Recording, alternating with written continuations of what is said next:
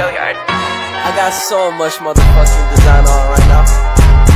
Break it down, bring it back, make it clap. I got 3 old thoughts, new guap, wear that dick. Bitches on my line, and you know they come strapped. Hold up, what it not, 45, scope it cash like whoa.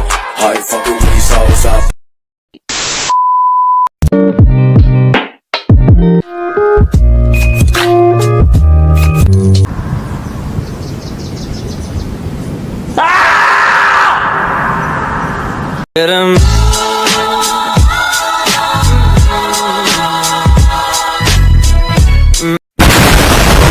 Assalamualaikum warahmatullahi wabarakatuh. Di sini saya akan menjelaskan materi mengenai predicable. Di dalam materi kali ini saya akan mencoba memaparkan beberapa mengenai apa itu yang dimaksud dengan predicable, fungsi dari predicable, serta jenis-jenis yang ada di dalam predicable. Ini dia materi mengenai predicable tersebut. Apa itu predicable? Predicable adalah nama jenis-jenis predikat dalam hubungan dengan subjek.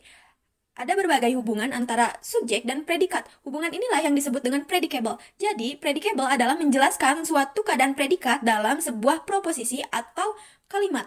Selanjutnya ialah jenis predicable. Menurut Aristoteles, ada 4 jenis. Yang pertama, ada propium. Dan yang kedua, ada definisi. Yang ketiga, ada genus. Yang keempat, ada accident. Menurut Porphyry yang menganut neoplatonisme dan seorang yang ahli dalam bidang filsafat juga menerangkan bahwa predicable terbagi ke dalam 5 jenis. 5 jenis tersebut ialah yang pertama ada genus, yang kedua ada spesies, yang ketiga ada diferensia, yang keempat ada propium, yang kelima ada accident. Materi selanjutnya ada jenis-jenis predicable. Apa saja sih jenis-jenis predicable tersebut? Bombastic side eye. Yang pertama ada genus. Genus atau biasa disebut jenis ini adalah golongan yang menunjukkan hakikat, bentuk, dan dibersamai oleh persamaan sifat. Contoh dari genus ini ialah laki-laki, perempuan, harimau, anjing, kucing. Mereka itu berbeda satu sama lain, akan tetapi mereka semua memiliki persamaan sifat, yaitu sifat kebinatangan. Predicable selanjutnya ada spesies. Spesies atau kelas adalah term yang hakikatnya berlainan tetapi terkait dalam satu jenis yang sama.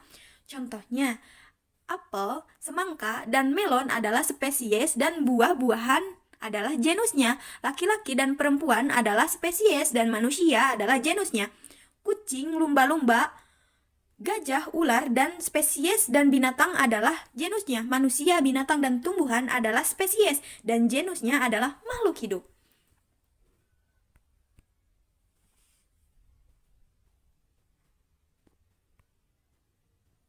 Predicable yang ketiga adalah diferensia.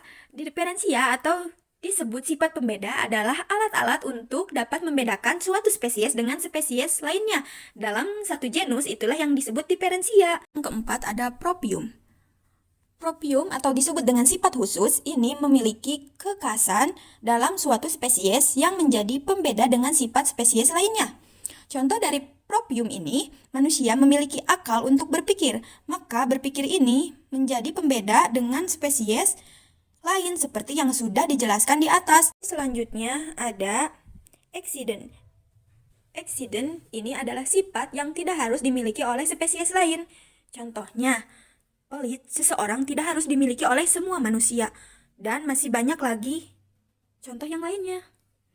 Jadi, contoh di sini menjelaskan mengenai bahwa manusia atau tidak semua manusia mempunyai sifat pelit. Setelah jenis-jenis yang tadi, ada juga materi mengenai konotasi dan denotasi.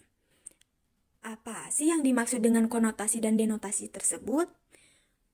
Denotasi pada dasarnya sama dengan arti referensial dari sebab makna.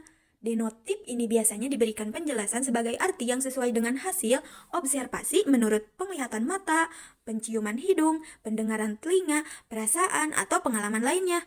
Makna denotatif sering juga disebut dengan istilah makna denotasi.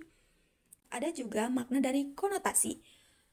Konotatif menyatakan bahwa makna konotatif adalah makna yang muncul dari makna kognitif. Dalam makna kognitif tersebut ditambahkan komponen makna lain.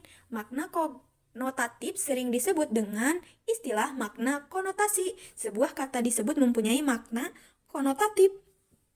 Nah, itu dia makna dari denotasi dan konotasi.